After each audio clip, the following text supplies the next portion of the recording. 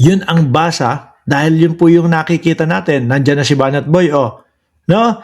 Yun yung nakikita natin na sandambakbak yung ebidensya laban sa Vice Presidente. Mga kababayan, pakinggan nyo ito. Oh. Confidential funds. Pero depende pa rin daw yan kung sa ebidensya Mako-convict daw si Sara Duterte sa confidential funds. No? O, pakinggan no, mga bossing. Mga DDS, makinig kayo. Ha? Kapag ka medyo hindi nyo maintindihan, untog-untog nyo yung ulo nyo sa pader. Oh. kumbinsido ang palasyo na may sapat na ebidensya para ma-convict si Vice President Sara Duterte kaugnay ng mali umanong paggastos sa confidential fund. Totoo naman eh. Ano? O sige, kunyari na lang. Kunyari lang to ha, mga DDS. Kunyari walang ebidensya versus kay Sara Duterte doon sa confidential funds. Ang pag-usapan na lang natin doon sa pagbabanta sa buhay ng Pangulo. Ako, naniniwala ako, doon pa lang po mga kababayan, doon pa lang po sa pagbabanta sa buhay ng Pangulo, wala na yan. Impeach na ho yan. Guilty na ho yan, mga boss chief amo sir. Diba? Oh. Eto pang confidential funds po. Ayan ang gusto ko. Merong mga DDS, no? Sabi ni Jobel Bestor. Oh, Jobela Bestor. Tagal naman ang pangarap nyo. Puro pangarap lang. Oo! Dati, di ba, naalala mo, pangarap namin makulong si Kibuloy. Nakulong si Kibuloy. Tangina, nag-iyakan kayong mga DDS. Pangarap namin makulong si Duterte. Tangina, nung nakulong, nag-iyakan din kayong mga DDS. Di ba? Pangarap namin mag-resign si Sara Duterte sa Department of Education. Napa-resign din. Kaya wag kayong mag-alala. Ano? Dahil ito, yung impeachment ng Vice Presidente, merong paaraw yan. Merong sinusunod yan. No, may balangkas iyan. Hindi basta-basta, kapag ganito, tapos na impeachment. Merong susundin yan. No, may mga schedule. Baka mamaya kapag ka na-impeach, mag-iyakan na naman kayo. Kagaya si Tatay Digong ninyo, nasaan na ba si Tatay Digong ninyo? Hanggang ngayon, nasa loob pa din ng oblo. Hanggang ngayon, hindi pa din nakakalabas. O kaya, medyo masaya kami. No? Hindi. Yung sa amin naman, kung bakit kami masaya, gusto namin malaman talaga ang katotohanan kung dapat pagbayarin doon sa kanyang mga kasalanan si Tatay Digong ninyo. No? Di ba? Yun yung pangarap namin dati. Natupad. Puro natutupad. May tamang panahon. Okay? At etong kay Sara Duterte, sabi, pangarap ko dumiretso yan sa, hindi, walang pakialam dyan, putang ina. Okay na sa akin yung may Rolex ako, okay na yun sa akin yung okay na sa akin yung mayaman ako. Kapag kayo mga DDS pumapasok, nagiging mayabang ho tayo, mga kababayan eh. Di ba? Ayos na sa akin yun. Yung dila ko, okay nang bulol ako. Wag lang ngongo, kagaya ng mga vlogger ninyo. Di ba? Ayos na yun. Magdadrive ako. Pag nagdrive, Jeep Rubicon, ang dala ko. Tapos kayo, mga naka-sidecar, kayo, mga naka-jeep, kulang pa ng 5 piso, yung mga pamasahe ninyo, mga DDS. Di ba? Okay na akong bulol, kayo, hindi kayo bulol, pero ako, masarap yung buhay ko. Tapos kayo, araw-araw, naka-jeep, araw-araw, naka-tricycle, ang saklap ng buhay. Masakit iyon, ha? Masakit iyon. Game. Etong mga DDS kasi.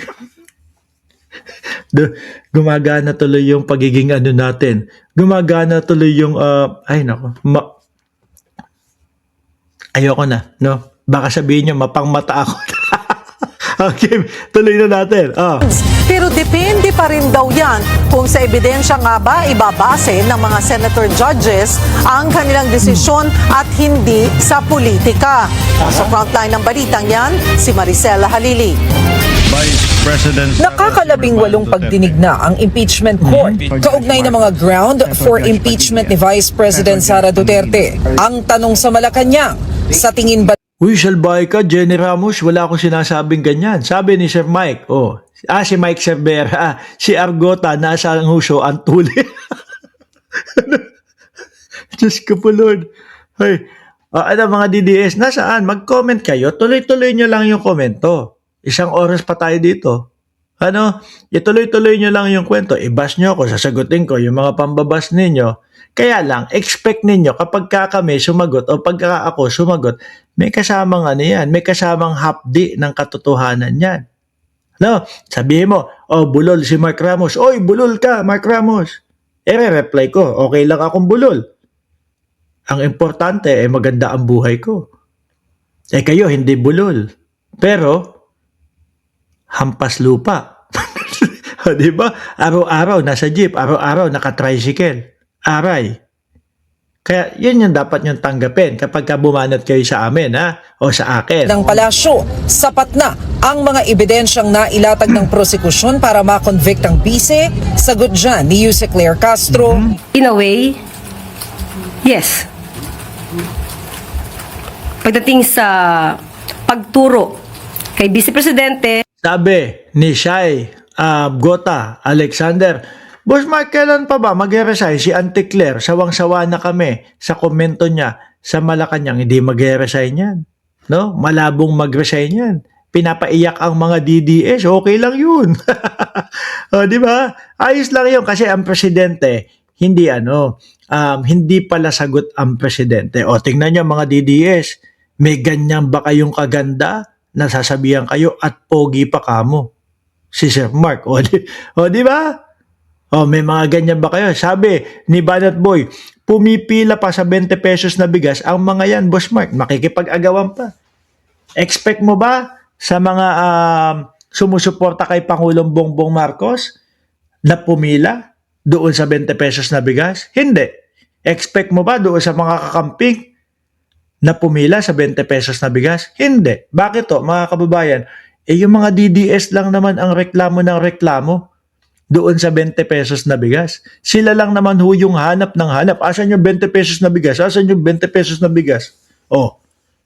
Naibigay na sa inyo. Masaya na kayo.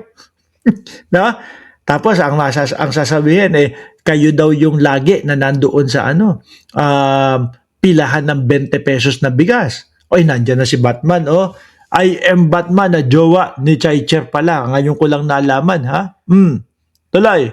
Nawala na yung hampas lupang DDS. kay Colonel Chica na sila ang nagkontrol ng pondo para sa confidential funds. Sa pagsalang kahapon ng special disbursement Dito pa lang ho, mga kababayan Kay Gina Acosta pa lang po, mga boss chief amo sir Sulit na po ang prosekusyon Di ba?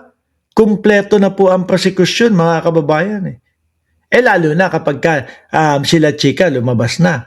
Mamaya sasabihin ko sa inyo kung bakit hindi inilalabas yan. Mamaya ipapaliwanag ko sa inyo kung bakit hanggang ngayon puro la chika yung pinag-uusapan at binabanggit doon pero bakit hindi inilalabas. Mamaya ho yun. Meron tayong content dyan. Officer ng Office of the Vice President na si Gina Acosta lumabas na Totoo yan, Boss Mark. Wala naman talagang 20 pesos na bigas.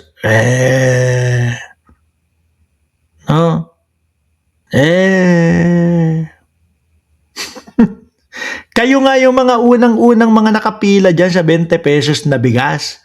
Kayo yung mga nagpapakatimawa dyan sa 20 pesos na bigas.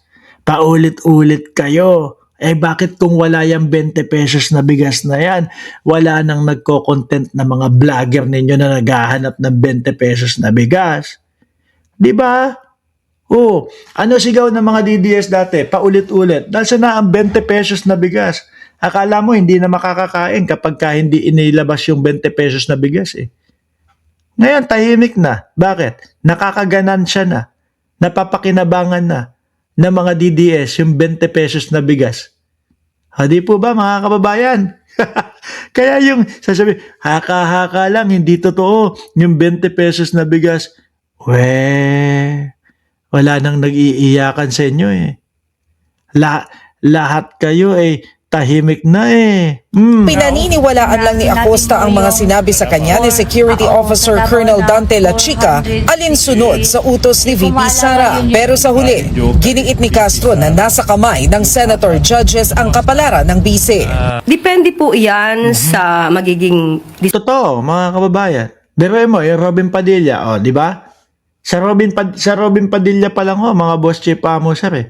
Alam na natin na kahit na harap-harapan na yung mga ebidensya at harap-harapan na mga nagmamaang-maangan at nagtatanga-tangahan itong mga ito, ay pinapaniwalaan pa din ni Padilla eh. Bakit po? Kasi utang ni Padilla, mga kababayan, ang paglaya niya sa mga Duterte. Kaya kahit anong gawin, kahit buko na magnanakaw o ninakaw ang pondo, ia-acquit pa din niya ni Padilla, mga bossing. Di ba? Matalino talaga ang mga Duterte. Biruin mo, mga matataas, kinaibigan nila. Sabi ni Philip 06. Sino mataas? Confirm ba na si Fiona nagfinger? Uy, nagulat ako dyan. Confirm ba si Fiona sa Kepyas ni Zulaika bago Bahala ka, hindi ko alam yan. Hindi ko alam yan. Tuloy. desisyon ng mga lagi naman nila sinasabi na ito ay politika. At mukhang hindi sila pupunta sa ebidensya. Pero ang mga kababayan natin, mas marami ang gusto na ebidensya ang gamitin kaysa sa issue ng politika. Correct. Napareact din si Castro sa mga naging tanong ni Senator Judge Amy Marcos kay Acosta. Balikan natin ang nangyari kahapon. May pagkakataon ba na hinawakan yung pera ni VP Sara? Wala. Ito, alam niyo mga kababayan, ito hindi ko alam kung tatanga-tanga talaga tong si Acosta. Yang mga tanong nila Amy Marcos, palaglag sa kanila yan eh. Nung mga nakaraang buwan o nung mga nakaraang linggo mga kababayan, ano ang sinasabi ni Amy Marcos patungkol dito kay Gina Acosta?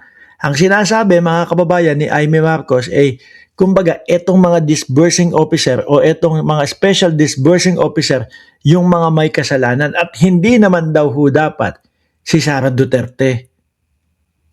Yang tanong niya mga bossing, yan ay papunta doon sa, may mga pagkakataon ba na hinawakan ni Sara Duterte yung mga pera o yung pera?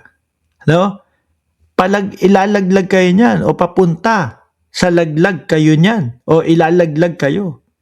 Dahil ang sisisihin, kayo lang pala ang kayo lang pala ang nakahawak ng pera eh.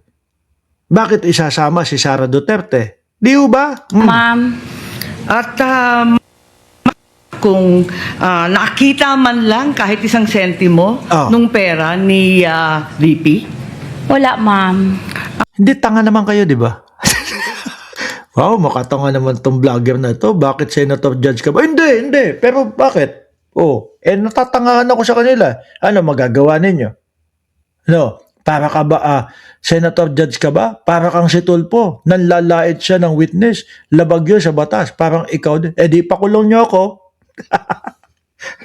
Di pakulong nyo ako. Magpapunta kayo ng pulis dito. Kung natatangahan kami sa kanila kung natatangahan kami dyan kay Gina Acosta, masakit. Tatanga-tanga naman talaga Tsaka nagtatanga-tangahan. Masakit. Diba? Biruin mo, ang tagal ng SDO, hindi alam yung trabaho niya. Ano tawag doon? Tanga. Diba? Kung bawal sa batas, yung magsalita ng tanga, ayan, sa labas, magpapunta na kayo ng pulis dito. Ipahuli nyo na. Ipa-arresto nyo na ako. Diba? Pahuli nyo na ako. Sabi ni Juby Sestina, tanga kasi ng tanga si Robin. Tanga kasing tanga ni Robin.